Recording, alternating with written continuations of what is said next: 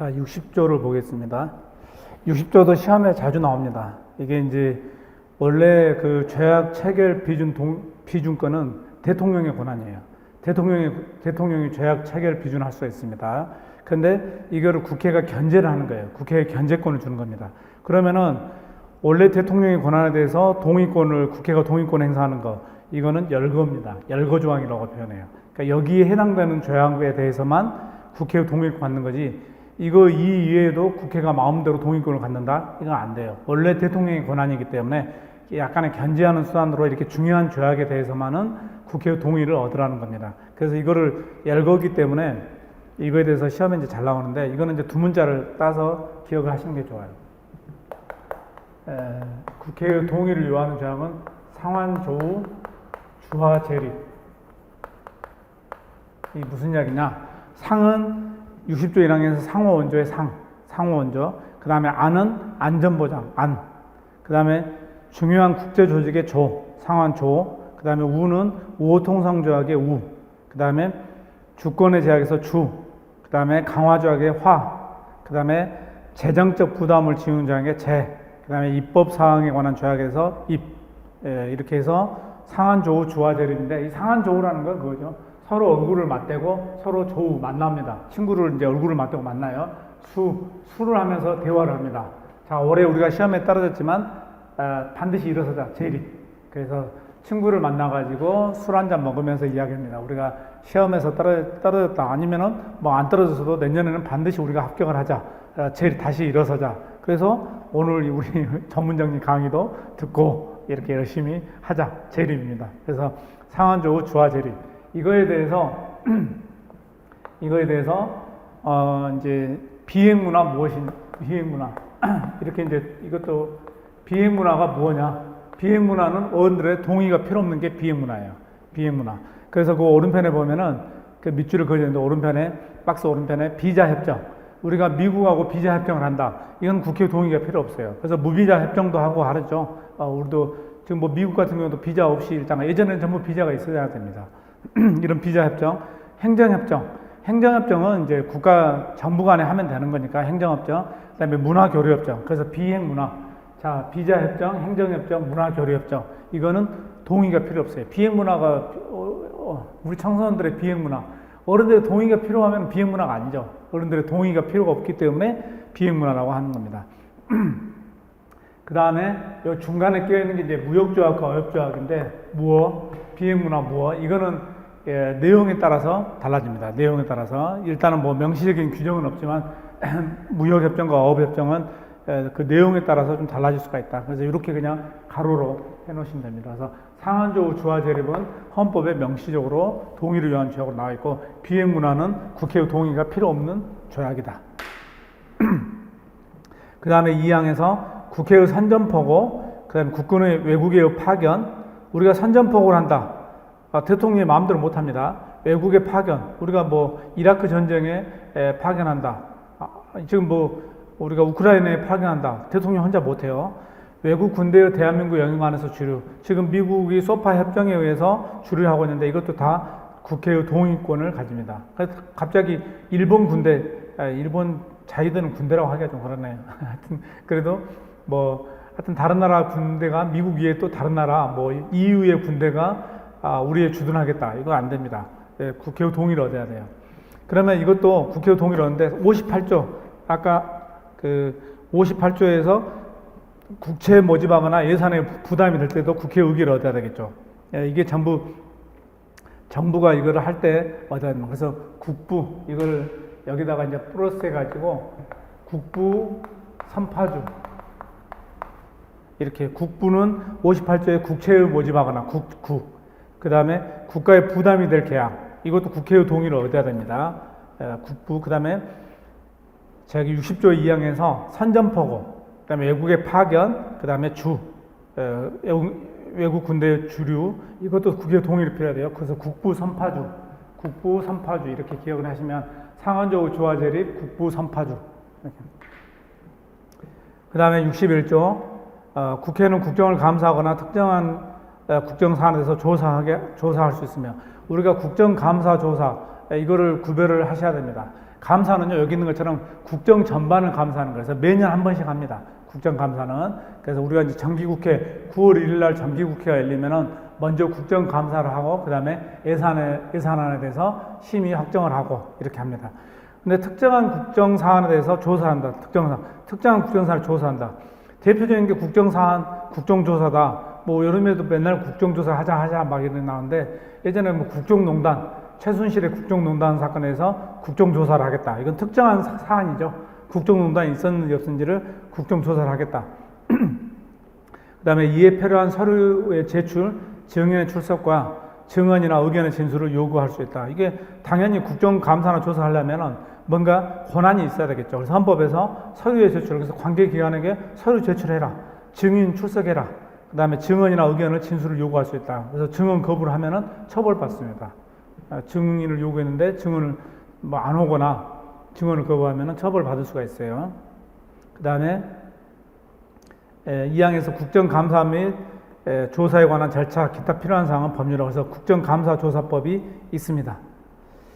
그래서 1항에 보면은 오른편에 국정감사, 국감법이라고 하는데 이 국감법에서 보면은 매년 정기열 집회일 이전에 감사 시작부터 30일 이내 기간을 내서 감사를 실시한다. 원래는 정기열 집회를 이전에 해야 되는데 본회의 의결로 정기열 기간 중에 감사를 실시하겠다. 그래서 원래는 정기의 집회를 이전에 30일 이내로 감사를 실시를 해야 되는데 보통 이제 단서에 따라서 본회의 기간 중에 정기의 기간 중에 하는 경우가 많아요. 정기의 전에 하는 게 맞는데 그래서 이 조문도 좀 기억을 하시고 그 다음에 2항에서 국회 제적위원 4분 이상 요구가 있을 때는 국정조사를 합니다. 국정감사는 아예 정해져 있고 이제 그 국정조사는 국정 특정한 사안에 대해서 하기 때문에 어떤 때 하느냐 4분 이상 요구가 있으면 국정조사를 시행한다 이렇게. 그 다음에 5항에서 위원회가 감사 또는 조사와 관련된 서류, 사진, 영상물 제출 요구는 제적위원 3분 이상의 요구가 있어야 된다. 이거가 여러분이 되고자 하는 공무원 살려준 규정이 이겁니다.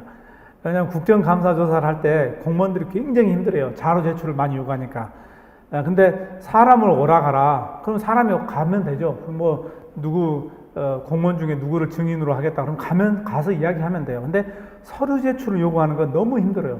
300명의 국회의원들이 마구 서류 제출을 요구하기 시작하면 감당이 안 됩니다. 그래서 제발 서류나 사진, 영상물 제출 이거는 선이 많이 가는 거기 때문에 제적위원 3분의 이상의 요구. 그러니까 어느 정도 공통된 관심사일 때만 요구를 하는 거지 개개인이 다 요구를 한다는 거는 그거는 이제 공무원들 주관합니다. 그래서 이 조문이 공무원들을 살려준 조문이기도 해요. 그 다음에 넘어가서 62조. 1항의 국무총리, 국무위원 또는 정부위원은 국회나 위원회에 출석해서 국정처리 사항을 보고하거나 의견을 진술하고 질문에 응답할 수 있다. 우리 국무총리나 국무위원 요즘에 이 윤석열 정부에서는 누가 제일 많이 가요? 한동훈 법무장관이. 그래서 맨날 국회에 가서 출석해서 국정처리 사항을 보고하고 의견을 진술하고 질문. 그래서 박범계 의원하고 싸우기도 하잖아요. 한동훈 전직 장관이 박범계 의원하고 이게 국무총리, 국무위원, 정부위원이 이렇게 출석, 그 다음에 보고, 의견 진술, 질의응답을 할 수가 있기 때문에 그래요. 2항에서 보면은 국회나 위원회 요구가 있을 때는 국무총리나 국무위원 또는 정부위원은 출석 답변해야 됩니다. 그래서 국무총리 부르면 국무총리가 가고, 국무위원, 그러니까 한동훈 장관을 부르면 한동훈 장관이 가고, 뭐 교육부 장관을 부르면 교육부 장관이 가고, 이렇게 합니다. 출석 답변 합니다. 해야 돼요. 근데 여기서 하나 주의하실 거는 대통령에게는 요구를 할 수 없어요. 출석 와서 대통령에게 출석 답변해라. 대통령은 국가 원수입니다. 국회보다도 더 높은 지위에 있다고 보시면 돼요. 근데 더 높은 사람을 오라가라 할 수는 없는 거잖아요. 그래서 대통령에게는 요구할 수 있는 권한이 없어요. 그 다음에 국무총리, 국무위원이 만약에 출석 요구를 받았는데 국무총리가 해외 순방 일정이 잡혀 있다. 그러면 국무위원이 가서 대신 답변할 수 있습니다. 그 다음에 국무위원이 뭔가 문제가 있다 그러면 그 아래에 정부위원에게 출석 답변하게 할 수 있습니다. 근데 뭐 거의 지금은 부르면은 그냥 국무총리도 부르면 국무총리가 가죠. 예전에는 국무총리가 훨씬 높았기 때문에 그 독재 정부에서는 국무총리가 잘 안 가고 밑에 장관들을 시켜서 보냈어요. 내가 국회에 가겠느냐 하는데 지금은 이제 그렇진 않죠. 국무총리도 부르면 갑니다. 63조. 1항의 국회는 국무총리 또는 국무위원의 해임을 대통령에게 건의할 수 있다. 해임 건의권이 있죠. 그래서 지금도 맨날 하는 게 한동훈 장관을 해임 건의하겠다. 이렇게 해임 건의. 해임 건의는 지금 민주당이 할 수 있어요. 왜냐하면 2항에 보면은 국회 제적의원 3분의 2 이상의 발의, 당연히 민주당이 3분의 2 이상이 되죠. 제적의원 과반수의 찬성. 지금 뭐 사실상 180석을 차지하기 때문에 지금 170석 정도 되죠. 사실상은 이제 우호적인 국회의원들 합치면 180석이 됩니다. 뭐 당연히 과반수 151석은 넘어가기 때문에 그래서 해임 건의는 마음대로 할 수 있습니다. 그래서 오른편에 보면 근데 해임 건의는 어떻게 하느냐? 해임 건의를 하면은 국회에 이제 해임 건의가 발의될 때 이거를 본회의에 보고된 때로부터 역시 24시간 이후 72시간 이내 무기명으로 표결을 해야 됩니다. 이것도 사람에 관련되기 때문에 무기명으로 표결합니다. 근데 이 기간 동안 표결하지 못하면 어떻게 된다고요? 폐기된 것으로. 이거는 이제 폐기된 것으로. 근데 아까 43페이지에 있는 그것만 다르다겠죠.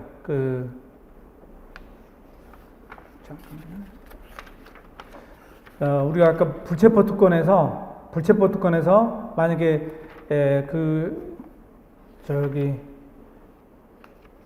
36페이지에 그 44조 옆에 박스에서 이 불체포 특권에 대해서는 원래는 이제 지금 49페이지에 있는 해임 건의권처럼 그 시간 내에 표결하지 못하면은 폐기된 것으로 본다. 이렇게 묵혀가지고 부결시키는 방법을 택했어요. 근데 이게 너무 비판이 많으니까 44조 그 불체포 특권의 오른편에 그 국회법에서 1항에 체포 동의에 대해서는 만약에 72시간에 표결하지 못하면 묵혀서 부결된 게 아니라 반드시 본회의에서 표결합니다. 그 이후에 본회의에서 여기 좀 차이가 있다는 거죠.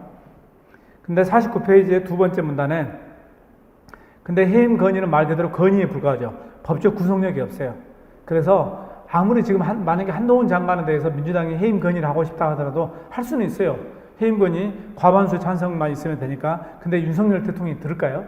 안 듣겠죠. 왜냐하면 더군다나 건의라는 거는 안 들어도 그만입니다. 그래서 법적 구속력이 없는 단순한 해임 건의에 불과하다. 근데 이거를 너무 비판할 수 없는 게 민주당이 노무현 대통령이 그랬었어요. 노무현 대통령 때 소수 정부였죠. 그래서 당시 야당에서 해임 건의를 했는데 노무현 대통령이 그건 니들 생각이고 나는 장관 해임 안 하겠다 이렇게 했거든요. 그게 이제 문제가 됐는데 우리 헌법재판소도 이건 노무현 대통령이 잘못한 게 아니다. 법적 구속력이 없는 단순한 해임 건의에 불과하기 때문에 안 해도 된다. 그러면 이 논의를 똑같이 한동훈 장관 해임 건의하면 똑같이 구속하겠죠.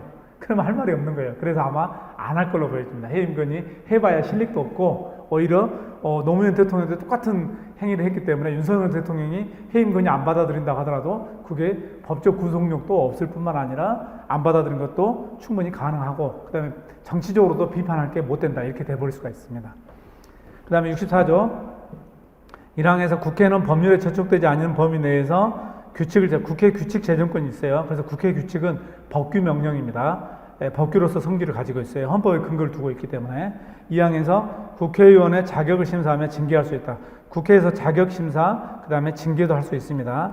근데 3항에서 의원을 제명하려면 다른 징계와 다르게 제명은요 아예 국회의원직을 박탈시키는 거죠. 우리가 국민이 뽑은 국회의원을 박탈시킨다. 그만한 엄중함이 있어야 됩니다. 그래서 특별 의결 정족수예요. 제명하려면 국회 제적의원 3분의 2 이상의 찬성이 있어야 돼요. 3분의 2.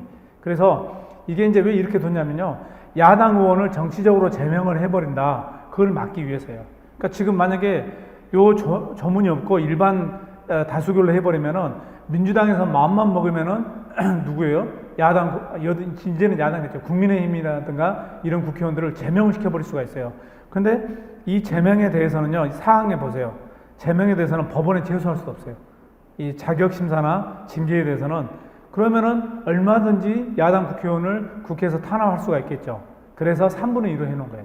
3분의 2라는 거는 정말 압도적으로 국회 자기 동료를 제명시킨다. 그래서 지금 우리가 지금 아까도 계속 누차 말했지만 민주당 계열이 180석이기 때문에 아무리 국민의힘에 누구 국회의원이 밉다 하더라도 제명을 시킬 수는 없습니다. 3분의 2, 제적 3분의 2, 200명 이상이 필요하기 때문에. 그 다음에 그 오른편의 징계 절차에서 징계 요구권자는 굉장히 많습니다. 근데 징계는 윤리특별위원회에서 심사합니다. 윤리특별위원회에서. 그래서 우리가 징계를 이렇게 여러 루트로 요구를 하는데 윤리특별위원회 심사를 합니다. 윤리특별위원회에서. 그 다음에 넘어가서 50페이지 그 오른편에 본회의 의결 있죠. 그래서 윤리특별위원회에서 전부 이제 심사해서 본회의에서 해가지고 본회의에서 의결을 하는데, 만약에 본회의에서 제명이 의결되지 않았다, 다른 징계로 의결했습니다. 제명은 국회 제적의원 3분의 2상이 요구되기 때문에 엄격해요. 근데 제명이 부결됐다고 해서 징계를 안 한다? 안 되죠. 다른 더 가벼운 징계로 다시 의결할 수가 있습니다. 그래서 이거는 일사부재의 원칙에 어긋나지 않습니다. 정족수가 아예 다르기 때문에 제명하고 다른 징계하고는, 그래서 이런 규정을 둔 겁니다. 그 다음에 65조.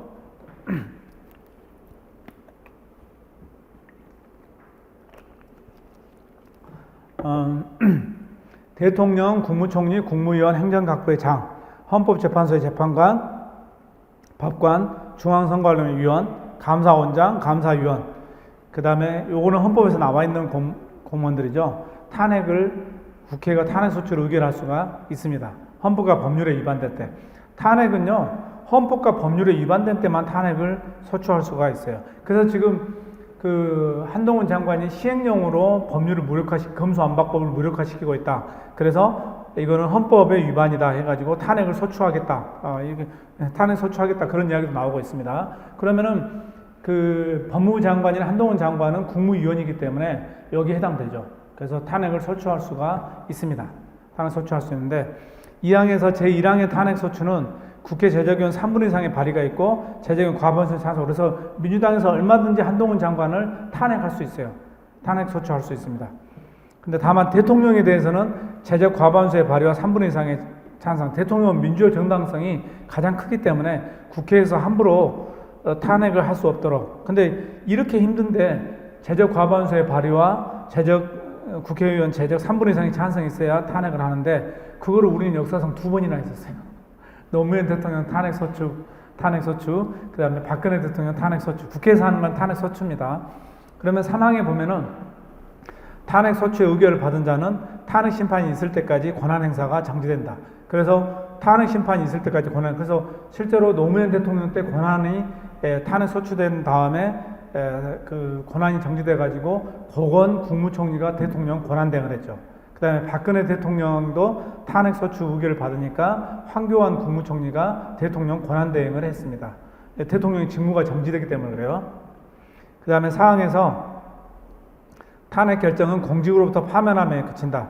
그러나 이에 의하여 민사상이나 형사상의 책임이 면제되지 않는다. 공직으로부터 파면. 그러니까 탄핵 결정을 받는다 해서 뭐 다른 불이익이 있는 게 아니라 파면합니다. 그래서 박근혜 대통령 생각해 보세요. 탄핵 결정 난 후에 대통령직에서 파면됐어요. 그래서 물러났죠. 그 다음에 형사 책임을 졌죠.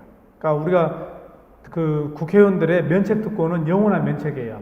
국회의원들의 면책특권은 임기 후에도 책임을 지지 않습니다. 근데 대통령에 대해서는 이렇게 민사상, 형사상, 이 탄핵 같은 경우는 탄핵 결정을 받잖아요. 그러면은 민사상, 형사상 책임이 면제되지 않습니다. 그래서 국회의원의 면책특권과는 서로 다르죠. 그래서 박근혜 대통령이 지금 형사상 책임을 졌죠. 지금 물론 이제 사면이 됐지만 형사상 책임을 졌습니다.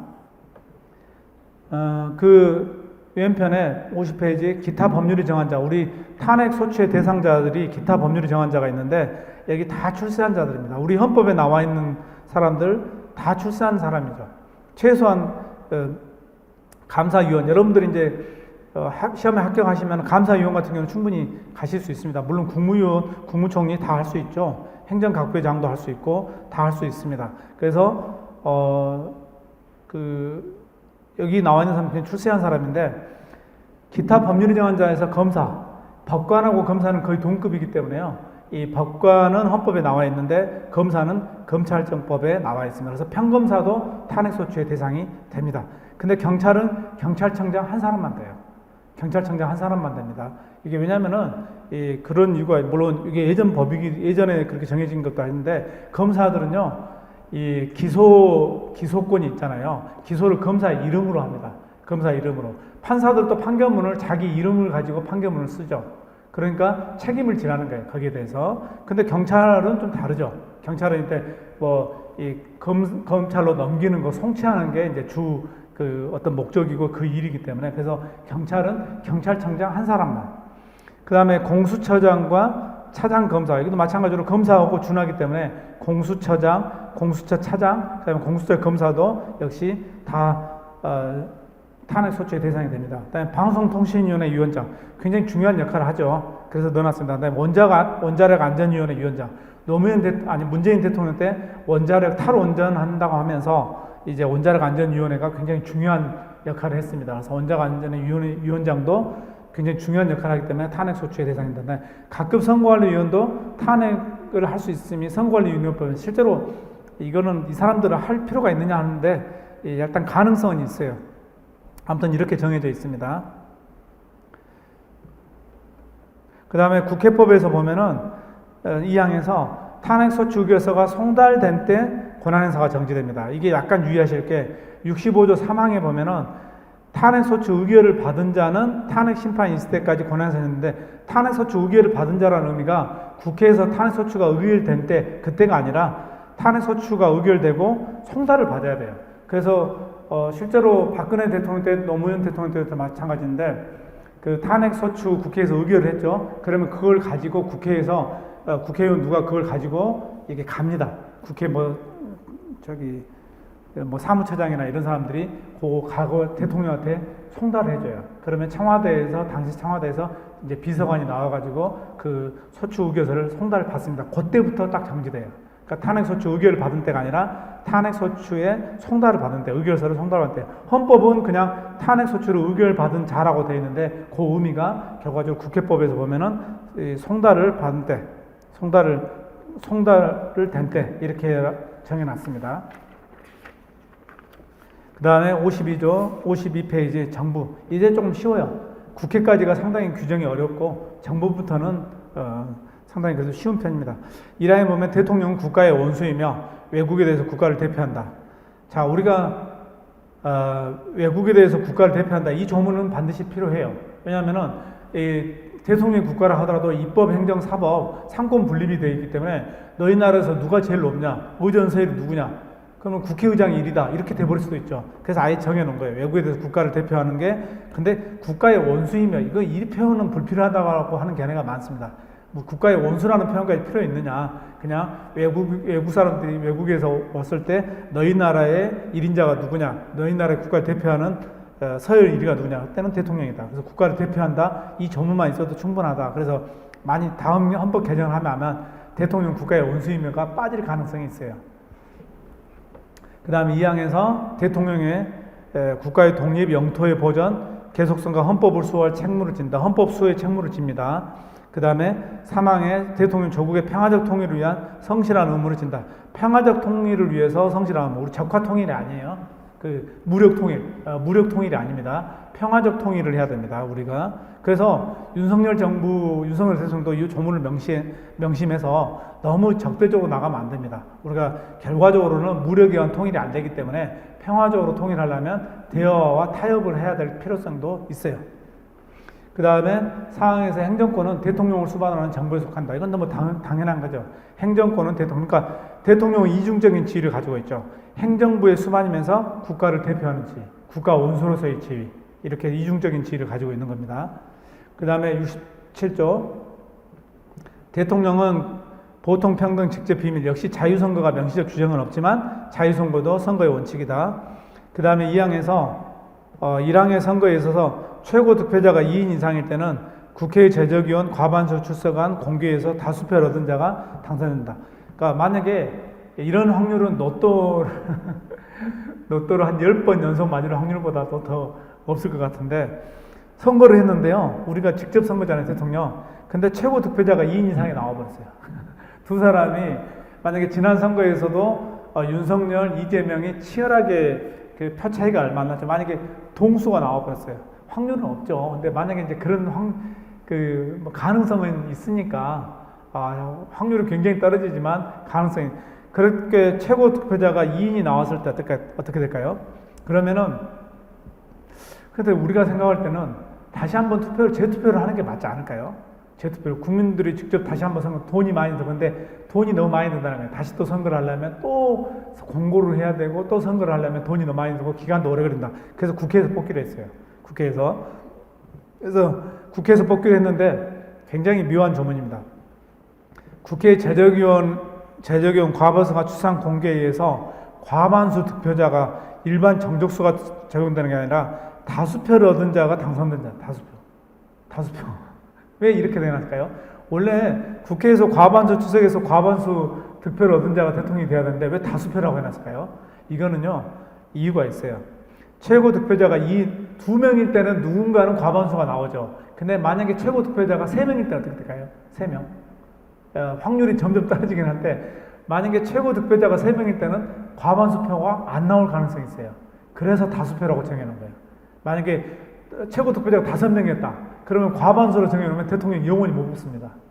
5명에서 영원히 못 뽑을 수가 있죠. 누군다고 과반수를 안 넘을 수가 있으니까. 그래서 다수표, 누구든지 한 표라도 더 많이 얻으면 된다. 이게는 그 최고 득표자가 2명이 아니라 3명, 4명, 5명 이런 경우를 상정해서 다수표라고 해놓습니다. 그래서 이것도 시험에 나와요.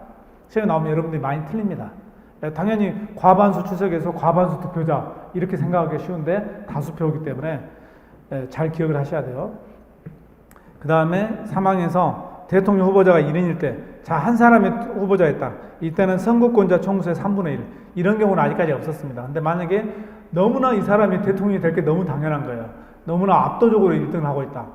그런 때는 다른 후보자가 출마를 안 해버릴 수가 있어요. 이럴 때라도 무투표 당선은 없어요. 대통령은 어떻든 간에 투표를 해야 됩니다. 그래서 선거권자 총수의 3분의 1 이상의 득표가 있어야 돼요. 3분의 1 이상의 득표. 그러니까 반대한 사람들은 투표장에 안 가버리겠죠? 안 가버립니다. 근데 찬성한 사람만 가는데 최소한 3분의 1 이상은 얻어야 한다. 사항에서 대통령으로 선거될 수 있는 자는 국회의원 피선거권이 있고 선거일 현재 40세에 달해야 한다. 40세. 그래서 이준석이 지난 선거에서 나오고 싶어도 못 나왔죠. 물론 이제 아직은 때가 아니라고 보여지지만 40세가 안 되면 못 나옵니다. 대통령에. 그래서 오른편에 보면은 그 박스로 묶어놨죠.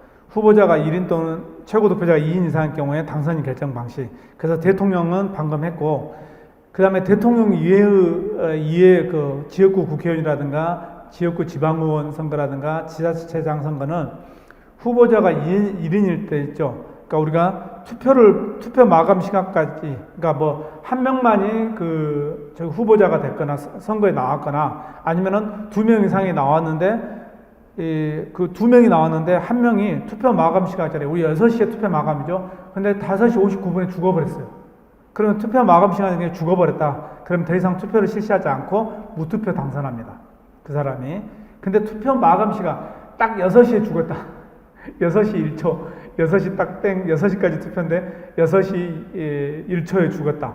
그러면은 투표가 마감이 됐기 때문에 당선인 결정 이때는 투표가 마감이 됐기 때문에 투표함을 열어봐야 됩니다. 그래서 만약에 죽은 사람이 1등이었다. 그러면 당선자가 없는 게 되는 거죠. 그래서 요거는 좀 차이가 있어요. 그래서 투표 마감 시간 전까지 한 명이 되느냐 안 되느냐가 중요한 겁니다. 근데 최고 득표자가 2인 이상이었다. 그때는 연장자. 대통령을 제외하고 다른 선거에서는 연장자. 그러니까 우리 장유서 정치인의 투철에서 연장자. 이게 웃기는 거죠. 저는 이거 없어져야 될 규정이라고 봐요. 아니, 국민의 대표자를 뽑는데 연장자가 무슨 의미가 있어요. 그 다음에 우리 지방자치단체장인데 연장자가 무슨 의미가 있습니까? 그래서 이거는 연장자라는 거는 웃기는 건데, 하여튼, 이 전생에 나라를 구했는지 연장자가 되는 겁니다. 근데 하여튼 요거는 지금 현대 우리 시대의 감각에는 맞지 않는 조문이죠. 아무튼 그래서 좀 더 기억을 하셔야 됩니다. 그 다음에 68조. 대통령 임기가 만료되는 때는 임기 만료 70일 내지 40일 되는 후임자를 선거해야 한다. 반드시 이 날짜도 중요합니다. 자주 나와요. 70일, 40일. 이 날짜를 바꾸면은 틀린 지문이 돼요. 그 다음에 그래서 지금은 오른편에 보면은 대통령 임기 만료 70일, 국회의원은 50일, 그 다음에 지방선거는 30일, 첫 번째 수요일날로 정해놨습니다. 그래서 올해 3월 9일 날 선거를 했었죠. 이게 이제 첫 번째 수요일이어서 그랬습니다. 70일 그 임기 만료 전 70일, 그러니까 문재인 대통령의 임기 만료를 역으로 계산해서 70일 전 이후에 첫 번째 수요일 날 선거를 하도록. 예전에는요 목요일이었거든요. 선거일이 목요일. 예전에는 초창기 때 목요일이었는데 목요일 날 하니까 어떤 현상이 벌어지냐면요. 주 5일이 돼버리니까 이제 금요일 날 하루만 연차 휴가를 내면은 목, 금, 토, 일, 사유, 황금 연휴가 돼버려요. 그래서 투표를 안 하고 놀러 가버려요. 옛날에 주 6일째 토요일까지 일할 때는 목요일이 별로 괜찮았는데 이게 보니까 주 5일째가 되면서 금요일 날 하루만 휴가를 내면 다 놀러 가버리니까 투표 안 하고 그래서 수요일로 바꿔놓은 거예요. 그래서 수요일로 월화수에서 수요일로 못을 바꿔놓으면 휴가를 가려면은 목금을 내거나 월화 이틀을 내야 돼요. 그렇기 때문에 눈치가 보이는 거죠. 그래서 수요일로 정해놨습니다. 지금 그래서 투표율은 전부 수요일입니다.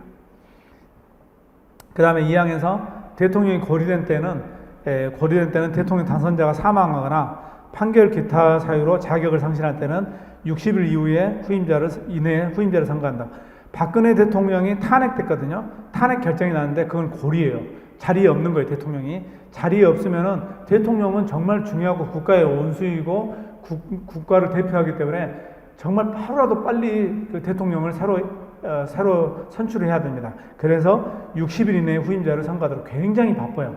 그래서 60일 이내에 그래서 문재인 대통령도 굉장히 바쁘게 대통령에 당선이 됐죠. 그리고 이거는 이런 고리 자리에 없을 때는 곧바로 그 당선 확정이 되자마자 곧바로 취임을 합니다. 대통령에.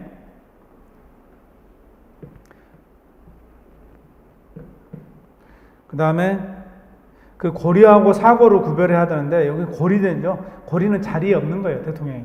사고는 자리에 있지만 직무 수행이 좀 곤란한 거예요. 뭐 해외 순방을 갔다든가 아니면 병으로 누워 있다든가 이런 경우는 사고입니다.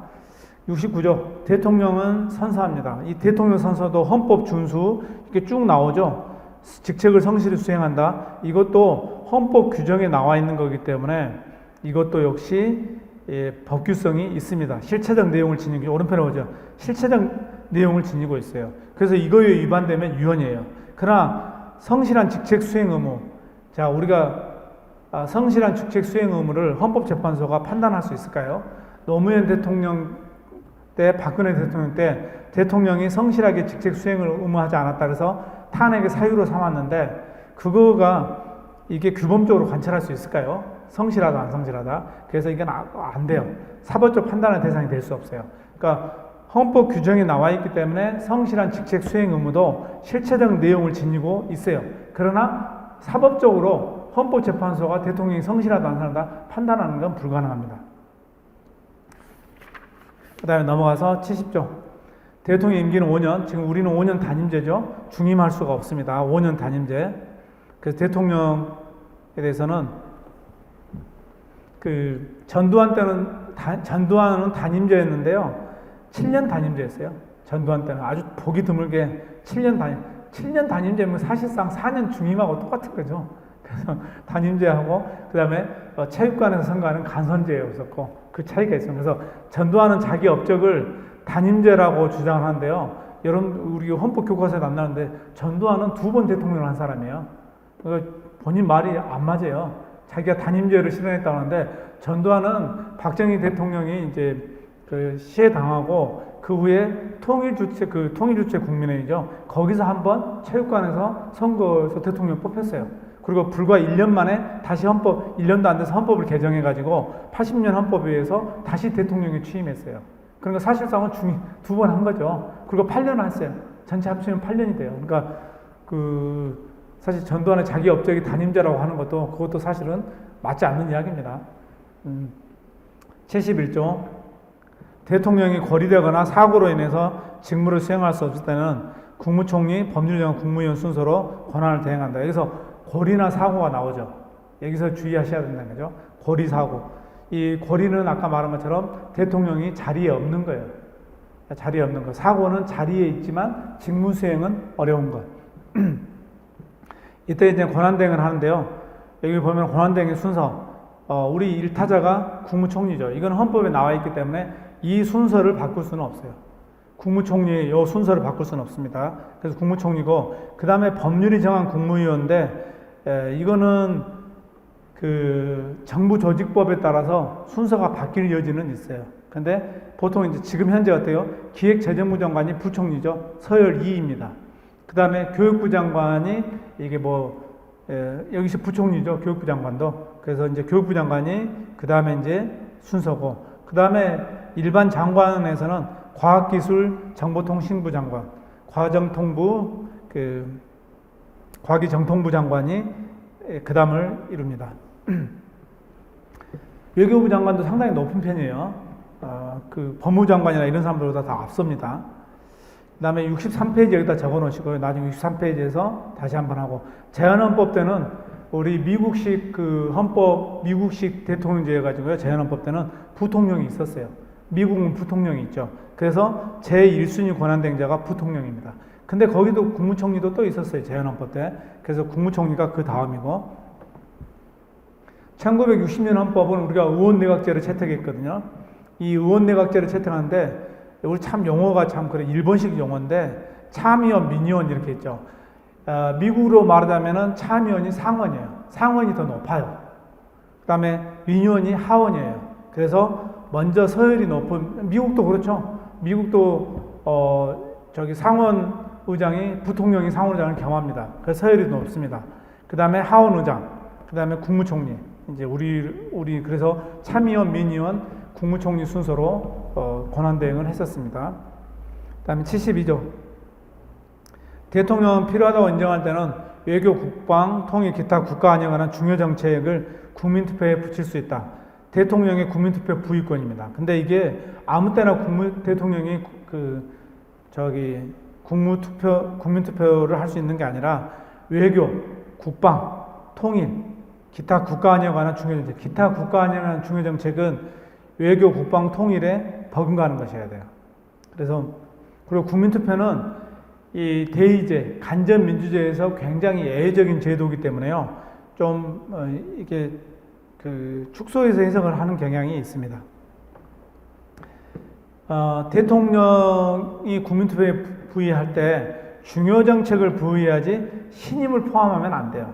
그래서 우리가 국민투표는 중요 정책 국민투표인데, 이 중요 정책에다가 신임을 결부한다? 안 됩니다. 요거 안 돼요. 신임 결부하는 거. 신임 투표 자체도 안 되지만 중요 정책에다 신임을 결부한다? 이거 안 됩니다. 노무현 대통령 때 실제로 이제 그러려고 했었어요.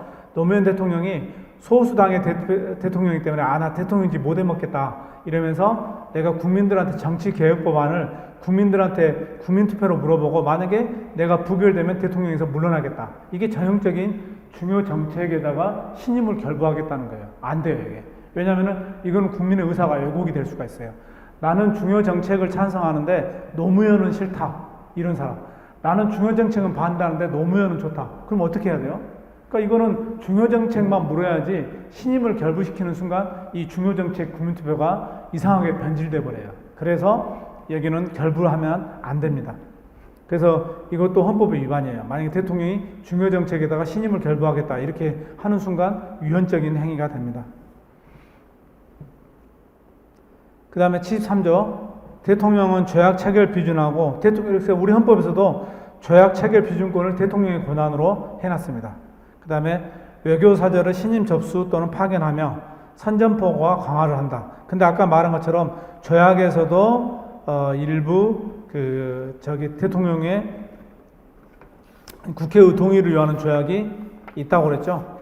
국회의 동의를 요하는 죄악이 필요합니다. 그게 60조에 나와 있고요. 그 다음에 선전포고 할 때도 60조 2항에서 국회의 동의를 얻도록 되어 있죠. 그래서 이런 것들이 대통령의 권한이긴 하지만 국회에서 약간의 견제를 합니다. 동의권을 행사해가지고.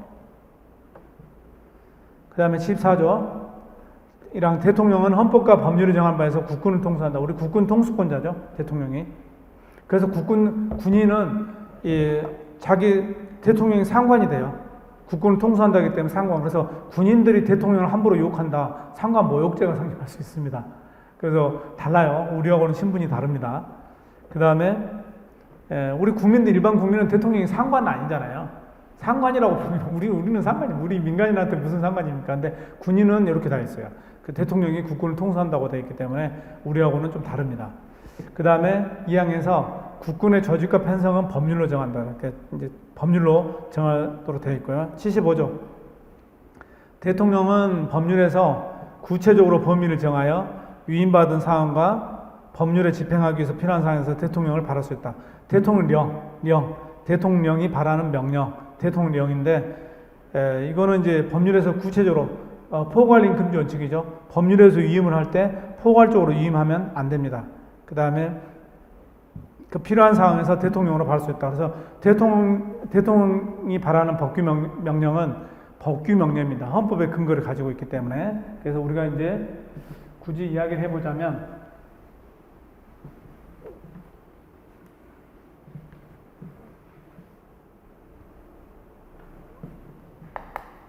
이 법률에서 만약에 명령으로 넘긴다 할 때 이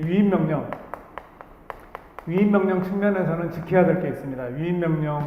위임명령 측면에서는 먼저 국민의 권리 의무와 관련된 사항을 정할 때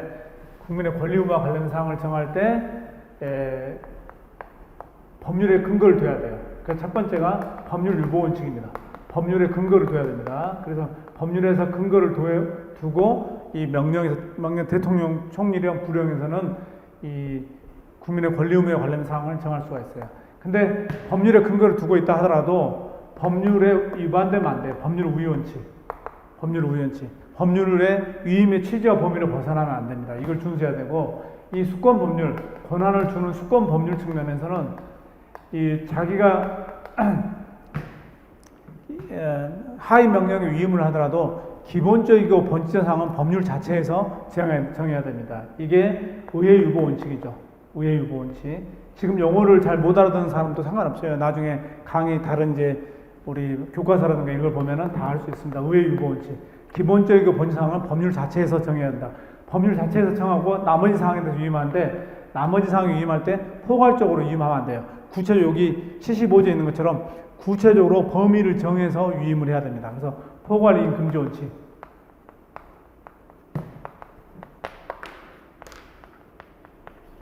포괄위임 금지 원칙 이렇게 되거든요. 근데 오늘날 법률 유보 원칙은 의회 유보 원칙을 포함합니다. 그래서 위임입법의 한계다. 우리가 보통 위임입법의 한계, 위임입법의 한계라고 했을 때 첫 번째가 법률 유보 원칙, 이거는 의회 유보 원칙을 포함합니다.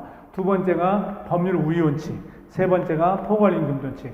이렇게 이제 위임입법의 한계는 세 가지를 포함한다고 보시면 돼요. 근데 그 중에서 75조는 구체적으로 범위를 정하여서 그래서 포괄위임 금지 원칙을 명시적으로 우리 헌법에서 인정하고 있습니다. 그 다음에 넘어가서 76조.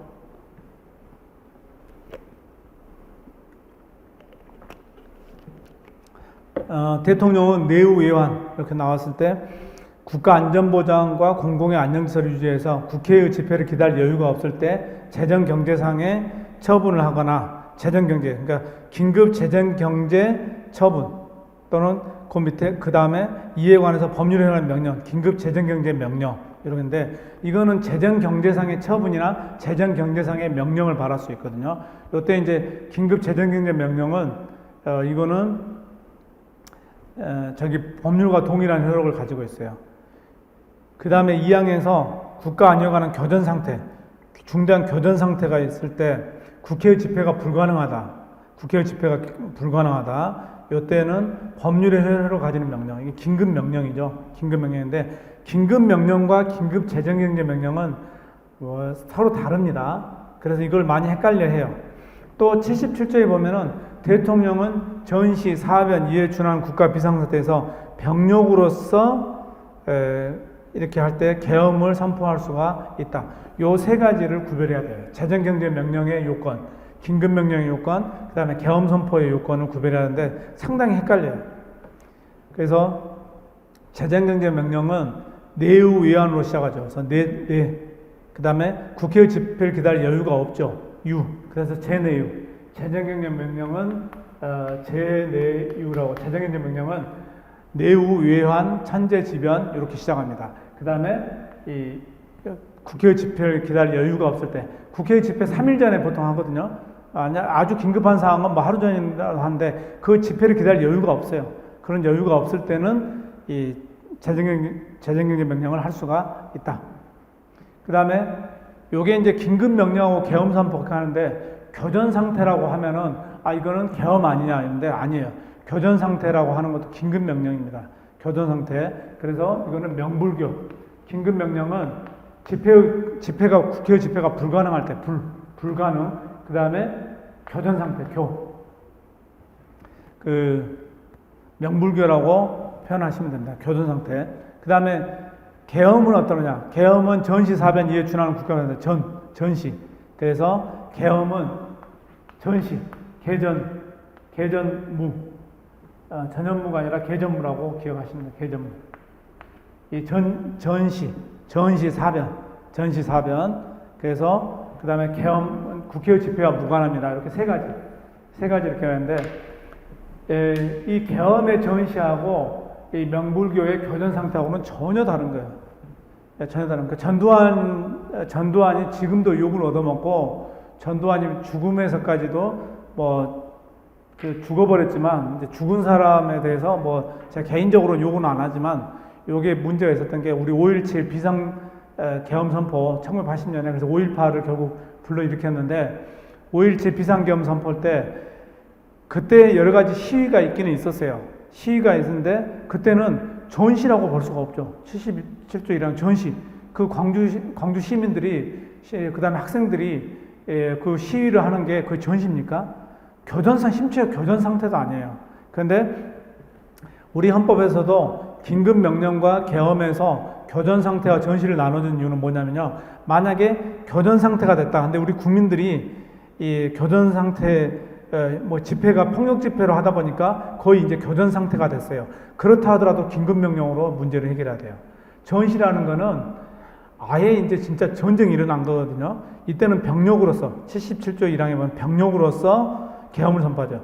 군인을 동원한다는 건 뭐예요?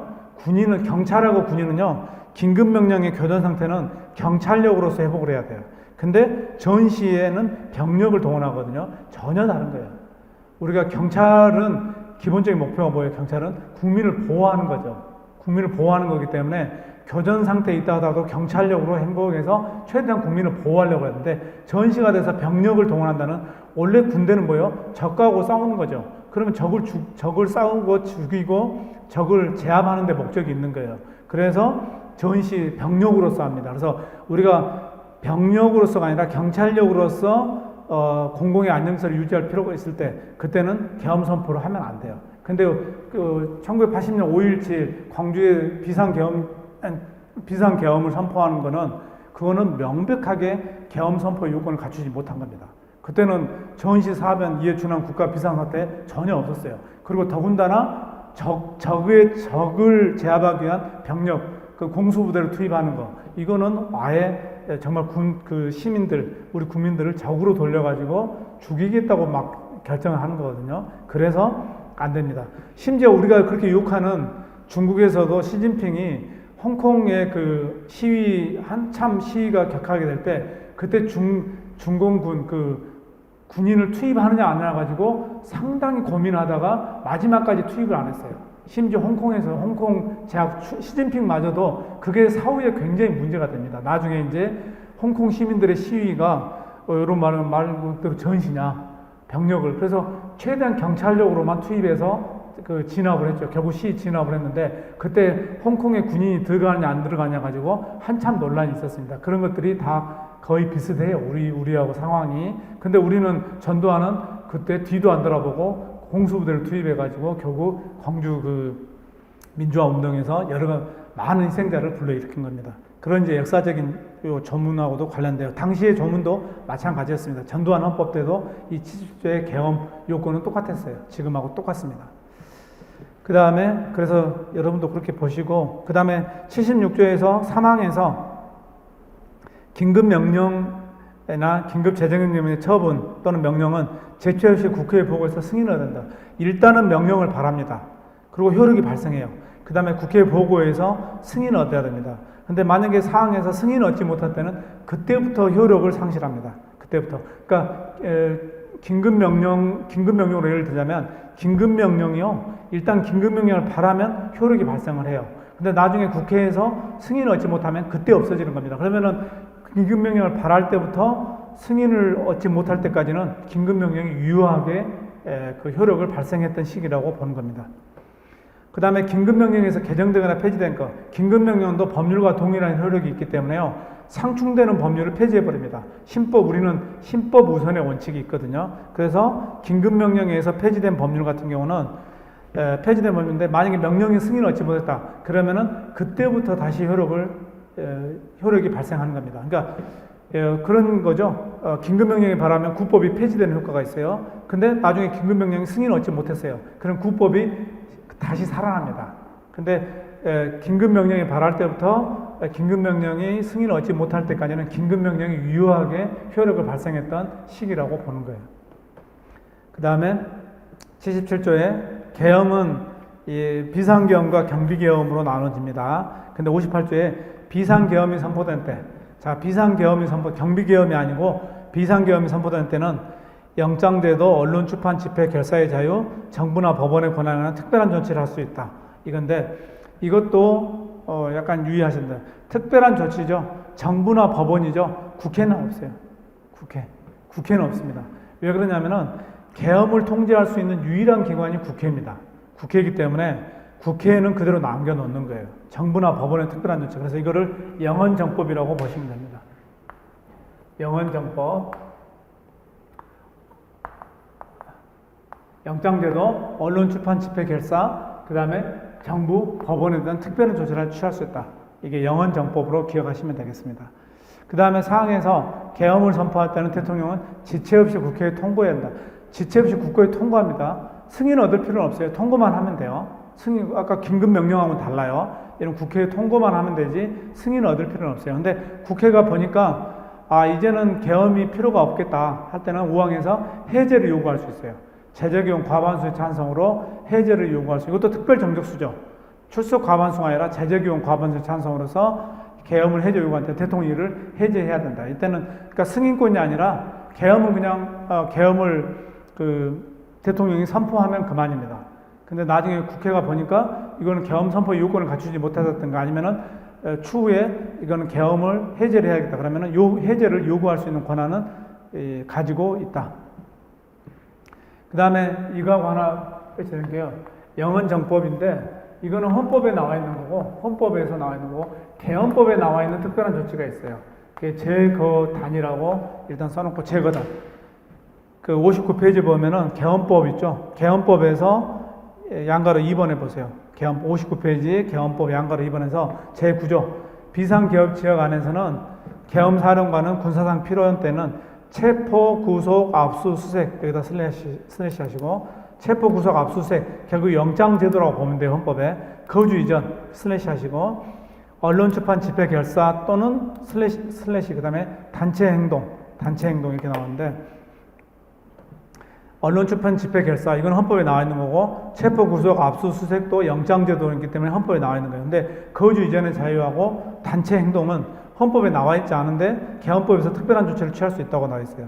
그 다음에 3항에 보면은 계엄사령관은 작전상 부득이한 경우는 국민의 재산을 파악해 소각할 수 있다. 이것도 재산권에 대한 특별한 조치라고 보면 돼요. 그래서 제거다. 재산권의 재, 그 다음에 거주 이전의 거, 그 다음에 단체 행동의 단. 이거는 헌법에 나와 있지 않은 요 계엄법의 특별한 조치라고, 그래서 구별해서 영헌정법, 제거단 이렇게 구별해서 기억을 하시면 되겠습니다. 그 다음에 78조. 대통령은 헌법과 법률이 정하는 바에서 공무원을 임명한다. 그래서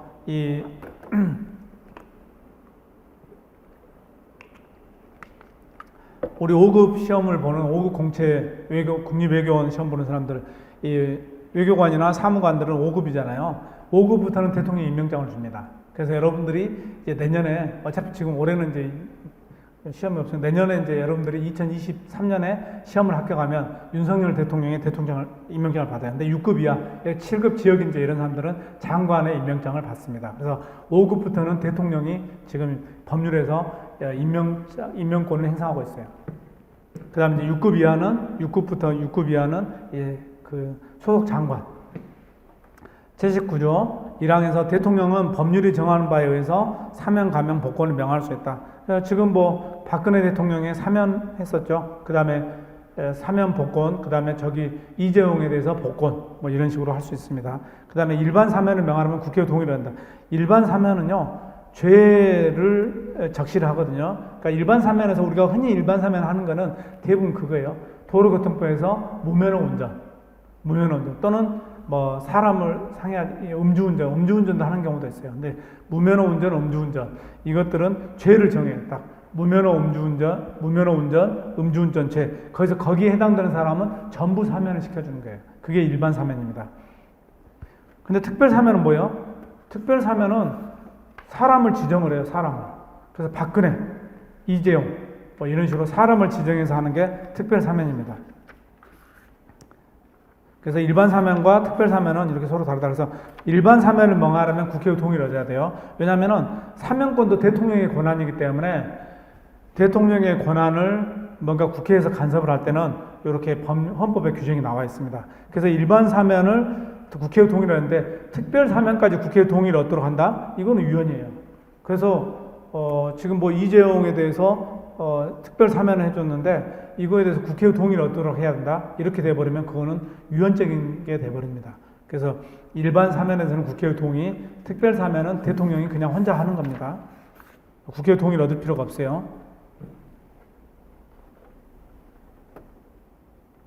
그 다음에 60페이지에 그 사면법에 보면은 4조에 보면은 우리가 징계에 대해서도 사면할 수 있습니다. 대통령이 사면할 수 있어요. 그러니까 형벌에 대해서만 사면하는 게 아니라 징계에 대해서도 사면할 수가 있다. 그 다음에 5조에 이르면 일반 사면은 형선고의 효력을 상실한다.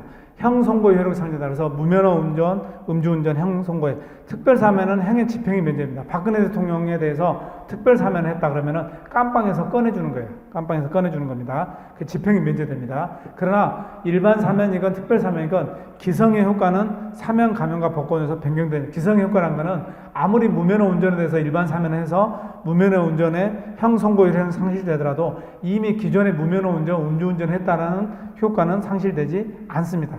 그 효과는 그대로 남아있는 거예요.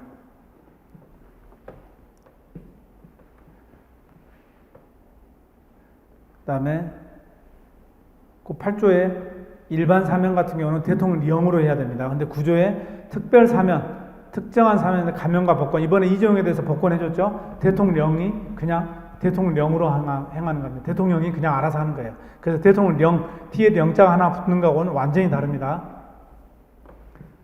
그 다음에 80조, 대통령은 법률이 정한 바에서 훈장 있다 영자는 수행한다. 그래서 우리가 독립 훈장을 하기도 하죠. 특히 뭐 대통령이거나 하는 거니까요. 81조 대통령은 국회에 출석해서 발언하거나 서한으로 의견을 표시할 수 있다. 국회 출석해서 발언하거나 서한으로 의견을 표시할 수 있는 거지 국회가 요구할 수는 없어요. 62조하고 다릅니다. 62조에서 국회가 대통령에게 출석을 요구할 수는 없어요. 근데 대통령이 자기가 자발적으로 국회에 출석해서 발언하거나 서한을 의견을 표시할 수는 있습니다. 실제로 그렇게 하기도 합니다. 대통령이 나가서. 그 다음에 82조 대통령의 구포상에는 문서로서 하며 이 문서에는 국무총리와 관계 국무위원이 부서한다. 문서로서 해야 됩니다. 이게 문서로 남겨줘야 돼요. 대통령이 남겨줘야지 이거를 그냥 자기가 뭐 이빨로만 해가지고 남기지 않으면 안 됩니다. 그 다음에 국무총리는 제1시다발이기 때문에 계속 쫓아다니면서 문서에 서명을, 대통령 국보상행에 서명을 해야 돼요. 그러나, 관계 국무위원은 자기하고 관계된 것만, 그래서 법무부 장관은 법무부와 관계된 것만, 행안부 장관은 행안부와 관계된 것만 부서합니다. 군사에 관한 것도 같고요. 그 다음 83조 대통령은 국무총리, 국무회, 행정각부장을 겸할 수 없다. 대통령이 됐으면 됐지, 겸직을 하면 안 되겠죠. 그래서 국무총리, 국무위원이 국회의원은 겸할 수 있지만 국회의원이 대통령을 겸할 수는 없어요. 84조 대통령은 내란 의안죄를 범한 경우를 제외하고는 재직 중에 형사상 소추를 받는다. 대통령의 불소추 특권이죠. 내란 의안죄면 바로 소추할 수 있어요. 기소를 할 수 있어요. 그러나 이걸 제외하고는 재직 중에 형사상 소추를 받지 않는다. 그래서 박근혜 대통령도 재직 중에는 형사상 소출을 받지 않았습니다. 근데 탄핵 결정이 나서 파면된 후에 이제 형사 소출을 받았던 거죠. 이게 재직 중에 한정되어 있기 때문에 재직 중에만 이게 효력을 발생합니다. 그래서 국회의원의 면책특권하고는 다른 거예요. 국회의원의 면책특권은 영원한 면책이지만 대통령의 부소추 특권은 재직 중에만 한정됩니다. 그 다음에 85조. 전직 대통령의 신분과 이후에 관해서는 법률로 정한다. 그래서 지금 전직 대통령에 대한 이후에 관한 법률이 있습니다.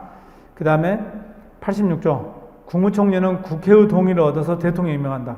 그래서 국무총리만큼은 국회의 동의를 얻어야겠죠. 한덕수 지금 국무총리는 상당히 오랫동안 기간을 끌어가지고 국회에서 동의를 해줬죠. 동의를 안 해주면 임명을 못합니다.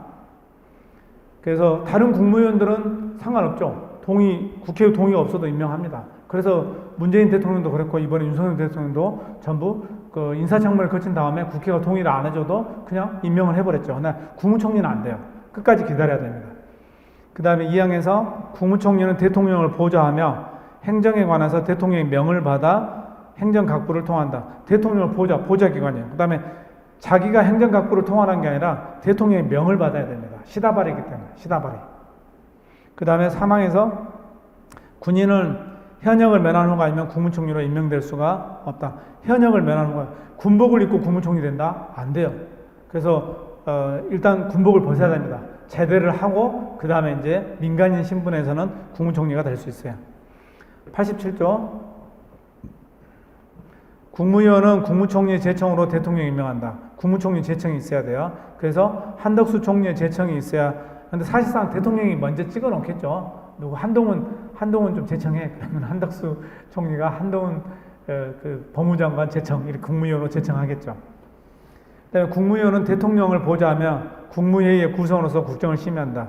그 대통령의 보좌죠. 역시 국무총리는 국무위원의 해임을 대통령이 건의할 수 있다.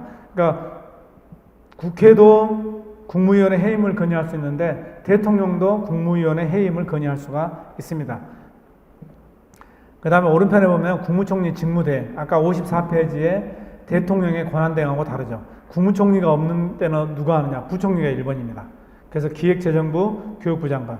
그 다음에가 중요한데 그 다음에가 법률이 정하는 순서가 아니라 대통령이 지명을 받은 국무위원. 왜냐하면 국무총리는 대통령이 시다발이기 때문에 대통령이 이뻐하는 사람이 우선이에요. 그러니까 부총리는 어쩔 수가 없는 거죠. 부총리라고 급이 다르기 때문에. 근데 다른 국무위원들은 다 급이 똑같기 때문에 그 중에서 내가 법률이 정하는 순서가 아니라 내가 제일 뒤에 있는 지금 중소벤처기업부 장관이 서열 마지막 등이거든요.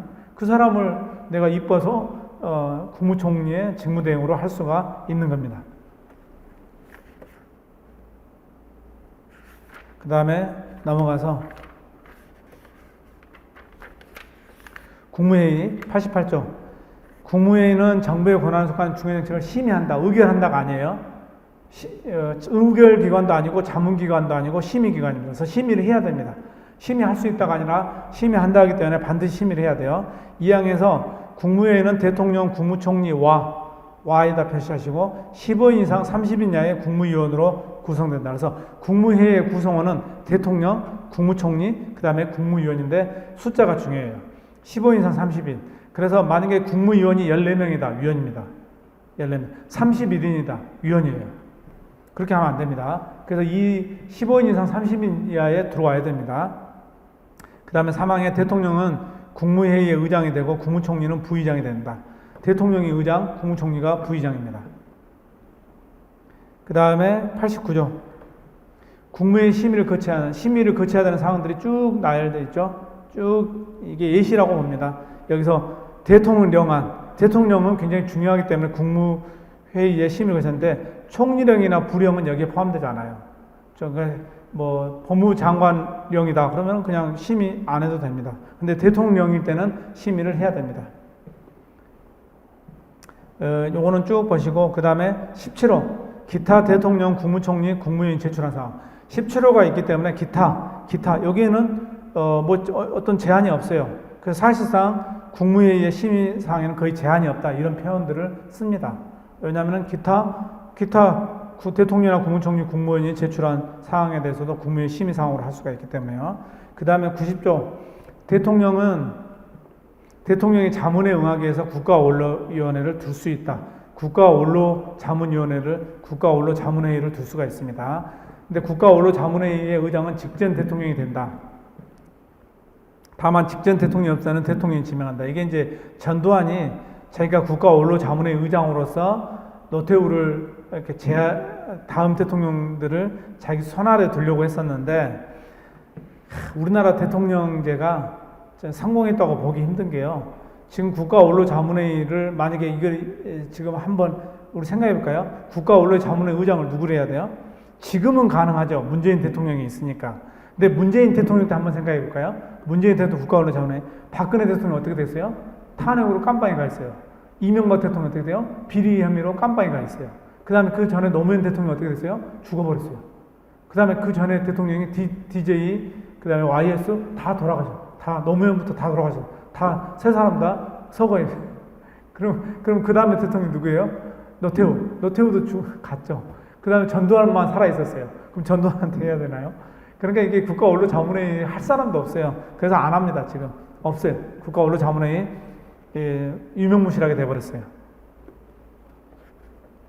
오른편에 보면은 지금 표로 해놨는데요.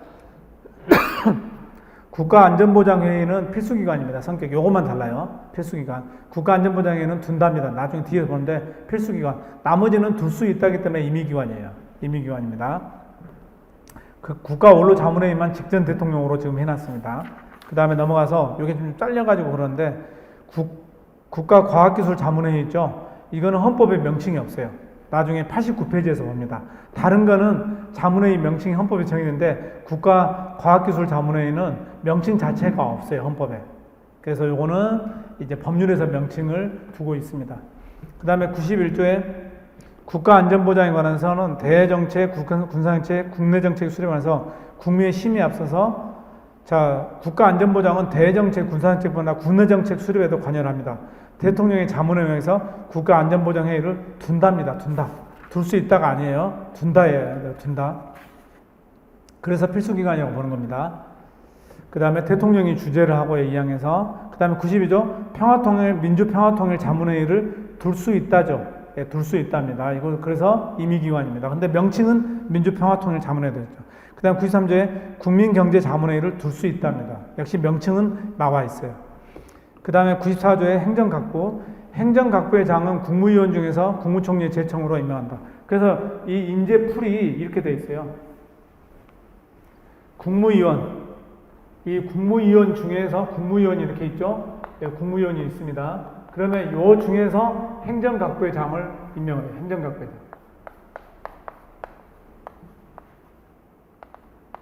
각부의 장. 그래서 장관을 여기서 임명합니다. 먼저 선행 요건이 국무위원이어야 돼요. 그래서 지금 인사청문을 할 때 우리가 국무위원 인사청문회라고 합니다. 그래서 법무부 장관 인사청문회가 아니라 국무위원 인사청문회에서 국무위원으로 이제 인사청문회를 통과하거나 뭐 인사청문회를 마치면은 그 다음에 이제 장관으로 임명하죠. 근데 지금 이게 같을 수도 있고 국무위원이 더 넓은 개념일 수도 있어요. 국무위원 중에서 합니다. 지금은 같아요. 국무위원하고 행정각부의 수가. 근데 이 두 수가 있는 겁니다. 예전에 여기다가 둘 수 있었던 게 예전에 국민안전처장이 있었어요. 국민안전처장이 있는데 박근혜 정부 때. 근데 지금은 없어졌어요. 그래서 지금은 여기에 해당되는 자가 없습니다. 그래서 국무위원 숫자가 더 많을 수는 있습니다. 국무위원 중에서 행정각부의 장을 임명한다. 그 다음에 95조 국무총리 또는 행정각부의 장은 소관 사무에 관해서 법률, 대통령 위임 또는 직권으로 총리령, 부령. 그래서 총리령이나 부령도 이 헌법에 규정이 있기 때문에 법규성을 갖습니다. 그 다음에 96조 행정각부에 대해서는 법률을 정한다는데 한 가지만 하고 67페이지에 그 국무위원과 행정각부의 장을 비교해놨죠. 이것도 여러분들이 잘 기억을 하셔야 돼요. 국무위원은 사무의 한계가 없어요. 그냥 정책을 심의하고 국무회의의 구성원으로서. 근데 행정각부의 장을 가면은 자기의 사무가 한계가 있습니다. 그 다음에 대통령을 권한 대행을 한다. 이건 전부 국무위원 입장입니다. 근데 부령 발표권은 행정각부의 장 입장. 그다음에 공무원 6급 이하의 공무원 임명권도 행정각부의 장의 입장. 이렇게 서로 입장이 다릅니다. 국무위원과 행정각부. 사실상 한 사람이 겸하고 있다 하더라도 이중적인 지위를 가지고 있죠. 한동훈 장관 그러면 국무위원이면서 법무부 장관. 그래서 때로는 국무위원 지위에서 역할을 할 때가 있고 행정각부의 장의 지위에서 역할을 할 때가 있습니다. 68페이지 좀 쉬었다가 감사원부터 하겠습니다.